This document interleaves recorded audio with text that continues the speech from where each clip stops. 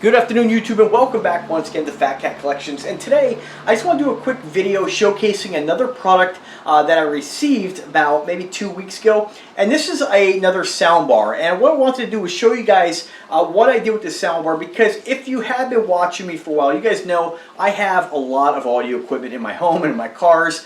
Each of my 3 vehicles has an elaborate system in there. Now again, I always want to clarify, elaborate means different things, different people. When I say elaborate, it's all aftermarket, it's all custom.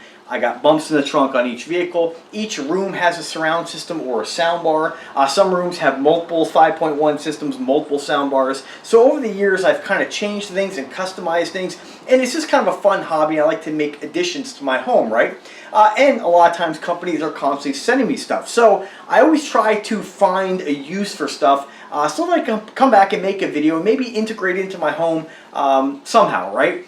So what I did with this soundbar was I made it basically a device just to play music with. And what I wanted to show you guys is what I did. Nothing really over the top, nothing really crazy elaborate, but it might give you some motivation to maybe, I don't know, do another addition to your home, right? So you guys know, again, I like audio and I'm always looking at new ideas, right? So this soundbar was sent to me by Pheno. It's P-H-E-A-N-O-O. And I didn't really have any room for this soundbar anymore. Right? They wouldn't work on my outside TV, my hot tub TV, my garage is already taken care of. I didn't want to waste it in the garage because it'll never get used. I already have a 2.1 system in the garage for when I'm working on my cars or whatnot. Just to have some cool, concerts going or whatever. And honestly, it's just cool factor. My living room's already decked out, my bedroom, my office.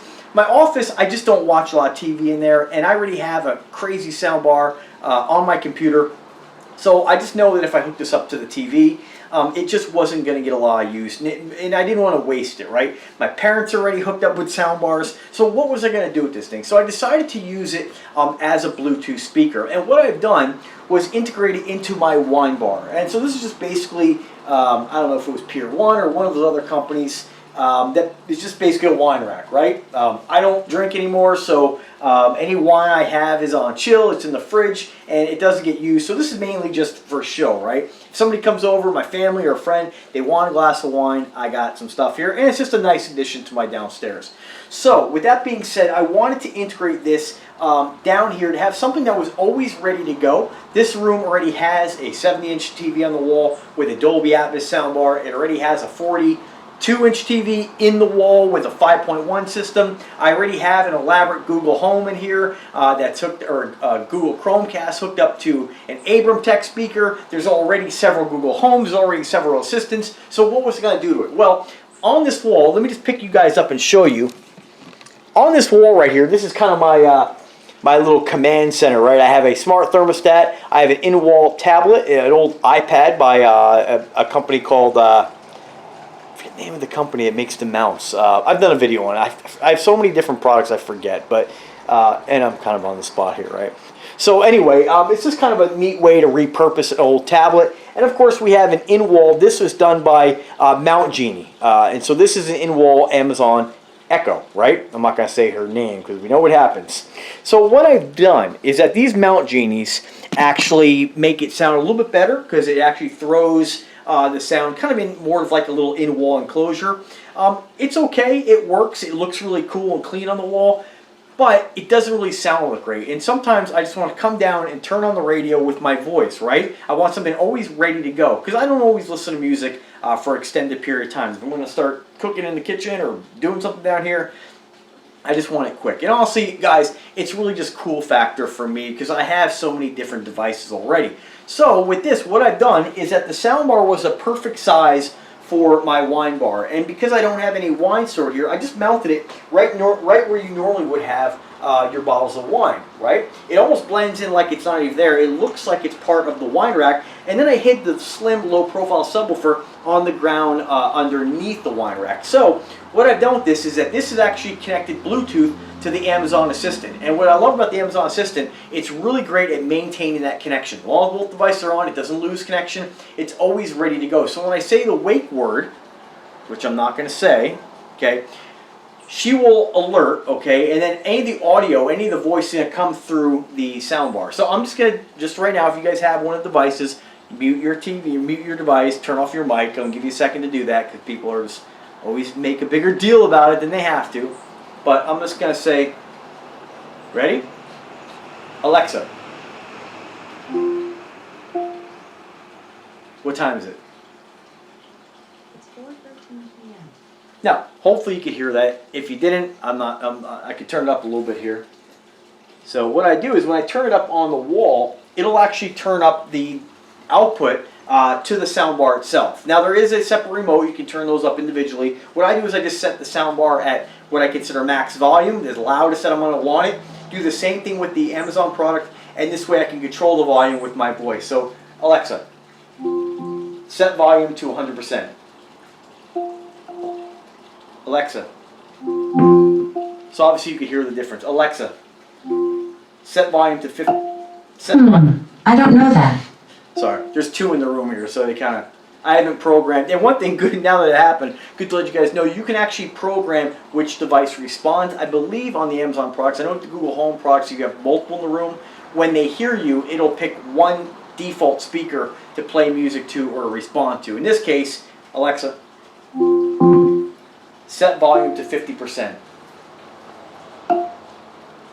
So, and that's what it did right there. So sometimes what I'll do is if I know I'm just going to use the one, I'll mute the other one. The other one is actually a battery powered. You might be saying, why do you have two in the same room? One is on a battery pack, so I can bring it out to the hot tub if I want to use it, and just kind of bring it out to the garage, even though I have one in the garage. But it allows me to move the device around and give it a little mobility. But that's about it, guys. So let me just show you how it looks. And you can see it really blends in pretty well. You wouldn't even know that it's necessarily there. You can see it's right over here. It just happened to be the perfect size. And I just used some zip ties, zipped it right on there. You have your controls on the side. If you want to put a USB stick in there, you can do that as well if you want to play your own tunes. Down below, you can see the subwoofer, nice and low profile. And that's about it. Really sleek, really hidden. And then, of course, again, you have the in-wall echo right over here. Control the volume, mute it, whatever you want to do. So I wanted to make that video real quick because not only did I want to share with you guys again the soundbar by Fino. Again, it's about $120. It's fantastic. It's what you'd consider kind of like your entry-level soundbar. It sounds good. The bass output's fantastic. If you're going to be looking for something kind of like really cranking it up, sound is very subjective in it. And I know a lot of you guys are always like, why didn't you play it? We can't hear it. Remember, guys, whenever I play something through YouTube, you're ultimately just hearing your own speaker hooked up to your computer or your desktop or your tablet. You're not really going to get a good indication of how this sounds. What I encourage you to do is if you're in the market for a soundbar, you don't want to spend a lot of money. I've tried a lot of soundbars from many different manufacturers and many different price points. I can tell you that this is pretty comparable to what you're going to get in the $100 soundbar range.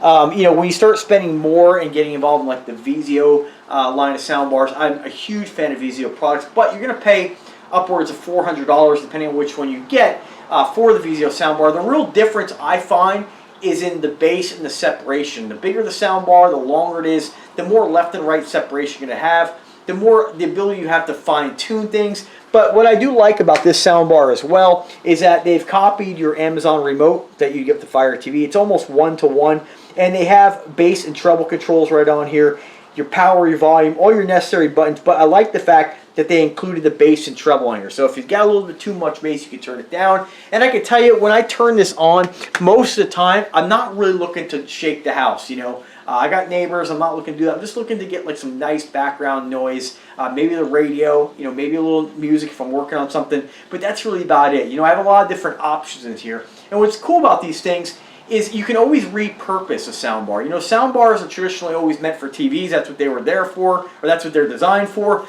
but you can use them in a lot of different ways. And here's my point, this is what I wanted to kind of hit home with in the video. When you buy a smart speaker, whether it be the Google product or you buy the Amazon product, those smart speakers, they give you a certain level of sound quality for a very small form factor. I have to have a Google Home right behind here. It sounds great for what it is. But remember, a lot of these smart speakers, when they try to upsell you and get you involved in the better speaker, you're paying quite a bit. I mean, look at what the Cortanas were. Those things were like 300 bucks. Do they sound better than your in-wall or your basic Amazon Echo? Sure, your Echo Dots. They're not really designed for audio quality. They're mainly designed for the assistant. Well, what I like to do is rather than spend the money on, the better speaker, if you can integrate something like this into your home, we're in a nice spot where it's going to look clean, it's going to, be somewhat hidden. You guys know I'm not really a fan. I love audio components, I love audio equipment, but I'm not a big fan of seeing it. I want everything to still look cosmetically nice, but to be there and hidden. It's like stealth audio. That's what I really kind of go for. Not completely stealth. It's okay that it's there, but I like to not have be the focus of the room. When you walk into this room, you would not think that there's this much audio equipment in this room. Now, again, I'm not saying this has got the most audio equipment. I'm just saying there's a lot of audio equipment in this room, and you just wouldn't notice it by walking in here. You wouldn't think there was 2 TVs. You wouldn't think there was, one you can see, but you wouldn't think there was 3 sound bars. You wouldn't think that there was a full-blown 5.1 Dolby Digital system. You wouldn't think there's 2 subwoofers. You just wouldn't think that. You walk in, you're like, oh, it looks like a clean room. Oh, they got TV. It's very, very discreet, and that's kind of look I like to go for when it comes to decorating my home, right? So my advice to you is if you're in the market to getting a smart home assistant, don't necessarily just run out and grab one. Look into a couple of customized options. You can get the Echo Input, which was on sale for like $9. And what that is basically you bring your own speaker, whether it's Bluetooth or you plug it in with a 3.5mm jack. The only reason I did it Bluetooth was because this particular Echo was in the wall and already installed. If it wasn't there, I would have used a small Echo Dot, hit it behind the soundbar or in this area. Really discreet. They're like the size of a hockey puck, actually a little bit smaller. So there's lots of options out there. You can do the same thing with some of the Google Home Assistants. Only downside to the Google Home Assistant is that they've made it proprietary. Their speakers have to be used with their devices. So if you want to use the Google Assistant and bring your own speaker, you can't do that. They allow you to use their speaker with your phone, use it as a Bluetooth speaker, but you can't use their assistant with an extra speaker. You can use a Chromecast, you can use a Chromecast audio to do that, but you're not going to get the assistant with Chromecast audio. You're just going to get the benefits of playing audio through your own speaker. So there's pluses and minuses to both devices. Amazon has really stepped up their game, I would say, with their smart home assistant. When these 2 products first came out, I bought both only because the Google was a lot smarter with working with like the internet and getting information, and then the Amazon product played well with others better and had the ability to use other speakers with the 3.5mm jack and Bluetooth. They both had their pros and cons. Amazon's gotten a lot better at being reliable when it comes to information. Still, Google's got a lot better at playing well with others. So both devices are really making advancements, and honestly, I think the price points are so good on both of them that it's worth owning both, So just my thing. I'm into this stuff, so everything in the home is controlled via your voice and whatnot. So if you haven't checked out my video on smart home tech, the ultimate smart home tour, it's not a bragging video. It's just mainly designed or filmed to give you guys ideas and maybe some inspiration if you're looking to integrate some of these cool smart home products into your home.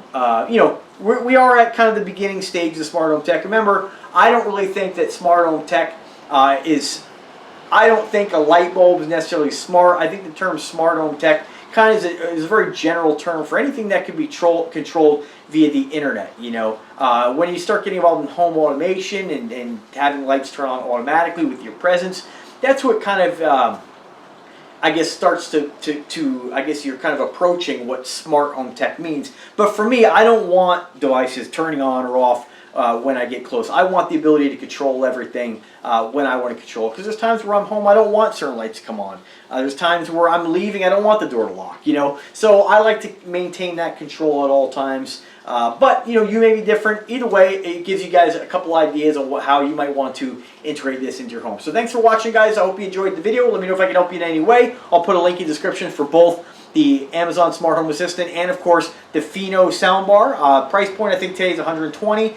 Not out of line, but it could be a little more competitive. There's a lot of other sound bars in that price point. I can tell you that if you have seen my video on the Creative Labs 2.1 sound bar, I'm not sure what the price point is on that, but this is comparable in sound quality. They're almost identical. Subwoofer looks to be the same. So I don't know, guys, just hope that helps you. If you have any questions, again, drop me a comment, drop me an email. If you like the content, do subscribe to the channel. As always, guys, have a good day. Take care.